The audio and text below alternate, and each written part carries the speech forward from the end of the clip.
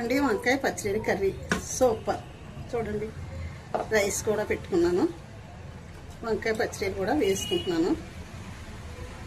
ఎంత బాగా వచ్చింది చూడండి కర్రీ. కావాలంటే మళ్ళీ వేసుకోవచ్చు. చూడండి చాలా బాగా వచ్చింది కదా. శ్రీమాత్రే నమః. ఈరోజు వచ్చేసి వంకాయ పచ్చడి కర్రీ వండుకుందామండి. దానికి కావాల్సినవి చూపిస్తాను. ఇదిగోండి ఆయిల్ పెట్టుకున్నాను, ఆయిల్ వేస్తున్నాను. పెనం పెట్టుకుని ఆయిల్ వేసుకుంటున్నాను. వంకాయ పచ్చడి చాలా బాగుంటుందండి. ఆయిల్ వేసుకున్నాను కదా. ఇవ్వండి పచ్చిరొయ్యలు, వంకాయ ముక్కలు కట్ చేసి పెట్టుకున్నాను. ఆనియన్స్ కూడా కొంచెం వేసుకుందాము. ఆయిల్ కాగింది, కొంచెం ఆనియన్స్ వేసుకుందామండి. కొద్దిగా టేస్ట్గా ఉంటుందండి కర్రీ, అంతేత ఆనియన్స్ కూడా కొంచెం వేసాను. ఇదిగోండి కొంచెం మసాలా పేస్ట్ కూడా వేసుకుందాం. కర్రీ బాగుంటుందండి. అల్లం వెల్లుల్లితో చేసుకున్న మసాలా పేస్ట్ అండి ఇది. ఈ మసాలా పేస్ట్ ఇవ్వండి. పచ్చిమిర్చి కూడా వేసుకుందాము. ఇవి కొంచెం వేగిన తర్వాత మనం పచ్చిరొయ్యలు కూడా వేస్తున్నానండి. శుభ్రంగా కడిగి పెట్టుకున్నాను. పచ్చిరొయ్యలు కూడా వేసేయండి. చూడండి ఇందులోనే కొంచెం ఉప్పు వేసేసుకుందామండి. ఫస్ట్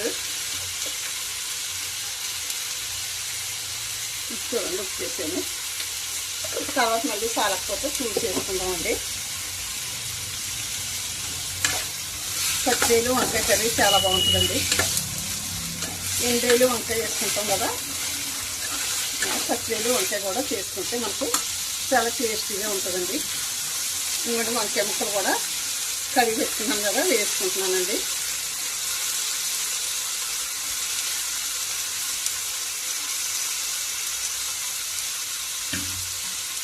ఒక నిమిషం మూత పెట్టుకుని మనం కొంచెం మగ్గిన తర్వాత ఉప్పు కారం వేసుకుని కొంచెం గరం మసాలా పౌడర్ వేసుకుందామండి.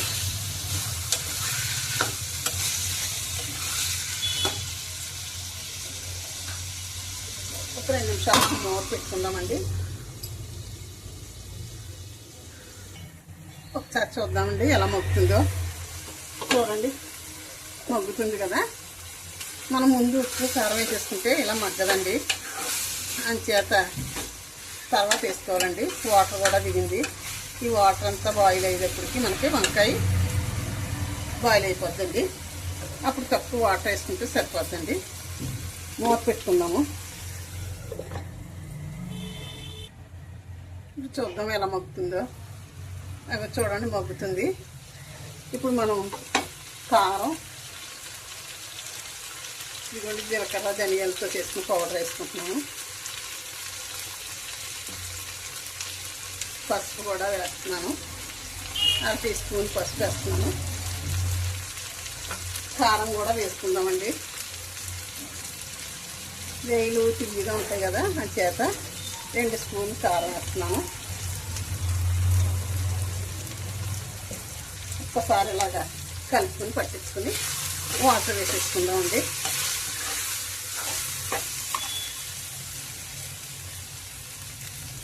వాటర్ వేసేస్తున్నాను.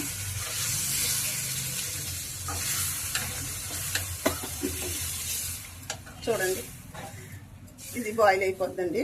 బాయిల్ అయిపోయిన తర్వాత మనం కట్టేసుకున్నాము. 2 నిమిషాలు మూత పెట్టుకుందాం. మనం ఒకసారి చూద్దామండి కర్రీ ఎలా ఉడుకుతుందో చూసి చూద్దామండి. ఇంకా వాటర్ ఉందండి, ఇంకా వాటర్ ఉంది కదా. ఇంకా ఈ వాటర్ తగ్గితే కానీ బాగోదు కదా, ఇంకా కొంచెం వాటర్ తగ్గాలి. అంచేత వంకాయ ముక్క అయితే ఉడికిపోయింది. వాటర్ కొంచెం ఎక్కువ వేసాను.